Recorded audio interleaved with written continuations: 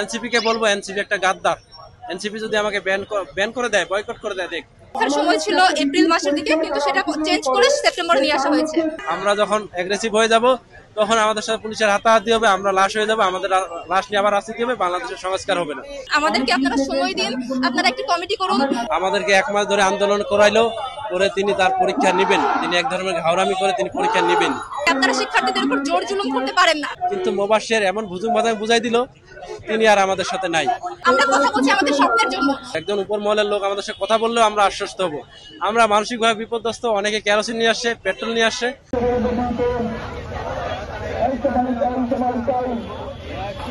আমরা পিএসসির চেয়ারম্যানকে, মোবাশ্বের স্যারকে এখনো পর্যন্ত স্যার বলতেছি, তার কাছে আমরা একটা দাবি নিয়ে গেছিলাম যে 2 মাসে কখনোই রিটেনের সিলেবাস শেষ হয় না। আপনি আমাদেরকে বিগত যত বিসিএস 6 মাস দিচ্ছেন, এমনকি 46কে 1.5 মাসও দিছে, 1.5 বছরও দিছে, 1.5 বছর দিছে। তা আমাদেরকে আপনি 2 মাসে কিভাবে দেন? আমাদেরকে অন্তত 3 মাস বা 3.5 মাস দেন। আমরা শুরু থেকে বলতেছিলাম, তিনি আমাদের সেই কথাটা মানে নাই। আমাদেরকে 1 মাস ধরে আন্দোলন করাইলো, করে তিনি তার পরীক্ষা নেবেন, তিনি এক ধরনের ঘাওরামি করে তিনি পরীক্ষা নেবেন। আমরা সবার কাছে গেছি ভাই, আমরা এমন কোনো দরবার নাই যে বাদ রাখছি। আপনারা জানেন, ছাত্রদল বলেন, শিবির বলেন, সবাই কিন্তু তাদের পেজ বিজ্ঞপ্তি দিছে। এবং সালাউদ্দিন স্যার বিএনপির, তিনি কয়েকবার আসছেন, উপর মহল বলে সবাই, এবং ছাত্র উপদেষ্টার কাছে আমরা রিস্ক করতে পারি না, কিন্তু আমরা আসিফ নজরুল স্যারকে রিস্ক করতে পারছিলাম। তিনিও বলছিলেন যে জানুয়ারি 15 তারিখে আমি দেখি করতে পারি কিনা। কিন্তু মোবাশ্বের এমন ভুজুম বাজাং বুঝাই দিল, তিনি আর আমাদের সাথে নাই। এখন আমরা নিরুপায়, আমাদের দেওয়ালে পিঠ থেকে গেছে। কাল বাদ পরশু পরীক্ষা, আপনি বলেন কালকে দিন পর পরীক্ষা, আপনি 1300 মার্কের প্রিপারেশন ছাড়া কি দেওয়া না দেওয়া তো একই কথা। আমরা এই জন্য রাজপথে এসেছি কাপড়ে কাপড় পরে। আমরা চাই যে প্রধান উপদেষ্টা যে আছেন, তিনি আমাদের সাথে সদয় হয়ে আমাদের এখান থেকে 3-4 জন প্রতিনিধি নিয়ে কথা বলুন। আমরা মিডিয়ার মাধ্যমে এটাই জানাতে চাই, আমরা আর কারো দ্বারস্থ হতে চাই না, আমরা প্রধান উপদেষ্টার কাছে চাই। কারণ প্রধান উপদেষ্টা তো আমাদের মাধ্যমেই ক্ষমতায় আসছে না, ছাত্র জনতার মাধ্যমে আসছে কিনা আপনারা বলেন, আসছে কিনা? তিনি তো ছাত্র জনতার মাধ্যমে আসছে। ছাত্রদের লাশ কি তিনি আরেকবার চায় না, তিনি আমাদের সাথে কথা বলতে চায়? এটাই আমার তার কাছে রিকোয়েস্ট থাকবে যে তিনি, আমরা কেন কয়েকজনের মাধ্যমে লবিং করে কেন তার সাথে দেখা করতে যাব? তিনি সরাসরি একটা ফোন দিয়ে বলুক যে আমরা এখান থেকে 3 জনের সাথে কথা বলতে চাই, তারা কি বলে আমরা শুনি। আমরা সময় না দেখ, তিনি আমাদের সাথে কথা বলুক। একজন উপর মহলের লোক আমাদের সাথে কথা বললেও আমরা আশ্বস্ত হব। আমরা মানসিকভাবে বিপর্যস্ত, অনেকে কেরোসিন নিয়ে আসছে, পেট্রোল নিয়ে আসছে, অনেকে গায়ে আগুনও ধরাই দিতে পারে। পরীক্ষা নিলে ভাই আমাদের লাশের উপর দিয়েই নিতে হবে, পরীক্ষা নিলে আমাদের লাশের উপর দিয়ে নিতে হবে। পুলিশকে আমরা গোলাপ ফুল দিয়েছি, আপনারা দেখছেন। আমরাও পুলিশ ক্যাডার আসতে চাই, পুলিশ আমাদের শত্রু না। আমরা পুলিশকে বলছি আমাদেরকে যমুনার ওখানে সহাবস্থান করতে দেন, তারা আমাদের কথা শুনতেছে না। আমরা যখন অ্যাগ্রেসিভ হয়ে যাব তখন আমাদের সাথে পুলিশের হাতাহাতি হবে, আমরা লাশ হয়ে যাবো, আমাদের লাশ নিয়ে আবার আসতে হবে, বাংলাদেশের সংস্কার হবে না। বাংলাদেশে অনেক লাশ পড়ছে, ছাত্রদের অনেক লাশ পড়ছে। আপনি দেখেন 52 থেকে শুরু করে 71 থেকে শুরু করে 24-এ ছাত্রদের লাশ নিয়েই কিন্তু ক্ষমতার পালাবদল হয়েছে, কিন্তু বাংলাদেশের পালাবদল আর হলো না, বাংলাদেশের সংস্কার হলো না। এনসিপি কে বলবো এনসিপি একটা গাদ্দার। এনসিপি যদি আমাকে ব্যান করে দেয়, বয়কট করে দেয়, দেখ এনসিপি কে বলবো তারা গাদ্দার। কেন? তারা হচ্ছে ছাত্রের প্রথম ছাত্র একটা দল। তারা বিসিএস এর কোটা নিয়ে আন্দোলন হয়েছে না? সরকার হাসিনা যে পতন হয়েছে, স্বৈর শাসকের যে পতন হয়েছে, কিভাবে হয়েছে? বিসিএস এর কোটা নিয়ে না? এই কোটা নিয়ে, বিসিএস এর কোটা নিয়ে আবার বিসিএস এর, তাহলে তাদের কি উচিত ছিল? বিসিএস এর পিএসসি সংস্কার করা উচিত ছিল না? চাকরি সনদ দেওয়ার দরকার ছিল কিনা? তারা দেয় নাই। তারা জুলাই সনদ নিয়ে পড়ে আছে, চাকরি সনদ নাই, জুলাই সনদ নিয়ে তারা তাও বাস্তবায়ন করতে পারলো না। তাহলে এনসিপি যারা টাটকা মির্জাফরি করলো আমাদের সাথে, তাদেরকে বলতে চাই, আমরা কেন আমাদের দাবি নিয়ে আসতে হবে বারবার? আপনারা পিএসসি সংস্কার করেন, একটা রোড ম্যাপ থাকবে, একটা ক্লিয়ার ডিক্লারেশন থাকবে। একবার পাবে 1.5 বছর, একবার পাবে 6 মাস, একবার পাবে 2 মাস। এটা কি মগের মূল্য পেয়ে গেল? এটা কি মগের মূল্য হয়ে গেল? লাস্ট আমাদের এটা যদি দাবি না মানে, আমরা এখানে অবস্থান করতেছি। আমরা পুলিশ যদি আমাদের গুলি করবে, আমরা এখান থেকে যাবো না। আজকে দাবি না আদায় করে আমরা যাবো। পরীক্ষা হয়ে গেলে হইলো আমরা বয়কট ঘোষণা করবো। আমাদের তো আর উপায় নাই ভাই। আমাদের যদি প্রধান উপদেষ্টা যদি আমাদের সাথে কথা না বলে, আমাদের আর উপায় নেই। আমরা যারা আছি নতুন, যারা আমরা বয়কট। অনেকে বলে যে অনেকে পড়তেছে, কারা পড়তেছে? তারা যে 44 একবার রিটার্ন দিচ্ছে, 45-এ দিচ্ছে, 46-এ দিচ্ছে, তারা পড়তেছে ভাই। মাত্র 30% টাকায় জমির মালিক হয়ে নতুন বাংলাদেশের গড়ে তোলার স্বপ্ন দেখা বাংলা বসতি।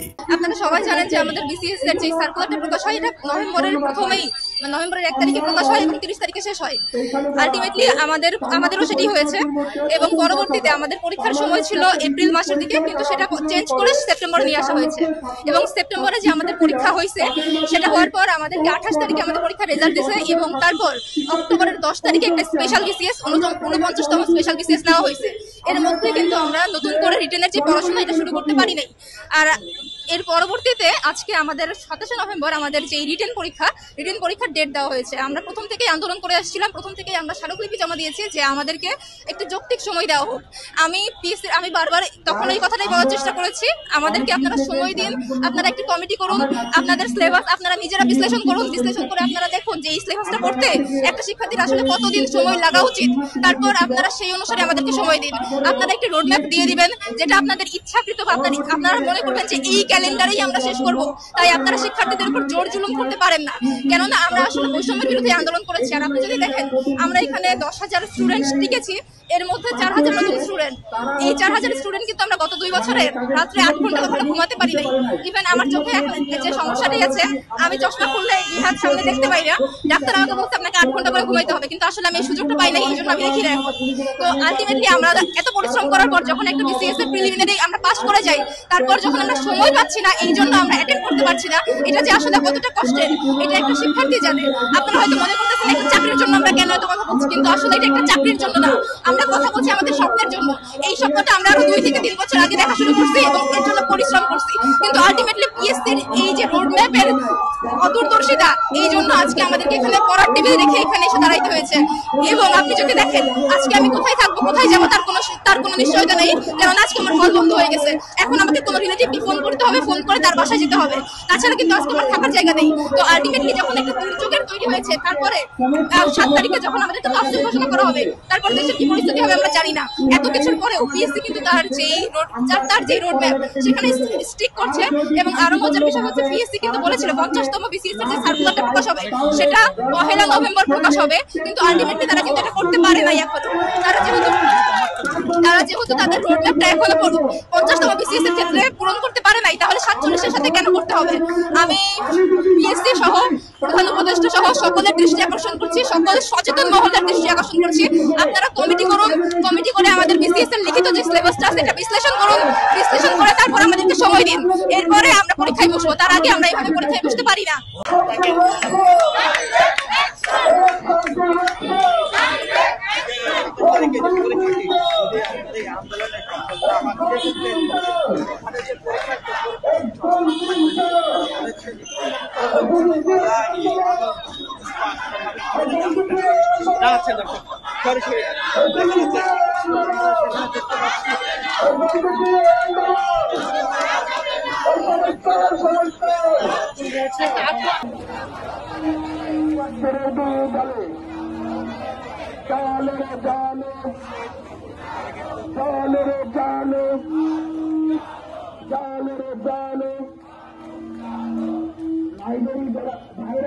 বোনেরা যারা এখনো পড়াশোনা করছেন, ভাবছেন 2 দিনে আমরা বিশেষ ক্যাডার হয়ে যাবো, এটা ভাই এখনো প্রকাশ করতে রাস্তারা আপনারা ভাই আমাদের সাথে একত্রিত হন।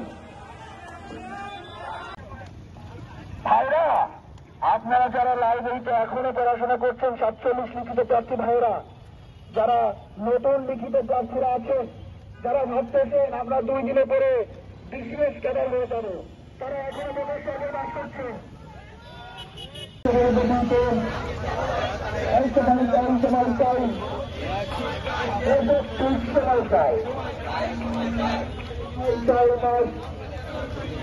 আমরা কেন 2 মাস সবাই পাই 12 মাস, আমরা কেন 2 মাস, আমরা কেন 2 মাস সবাই পাই 16 মাস।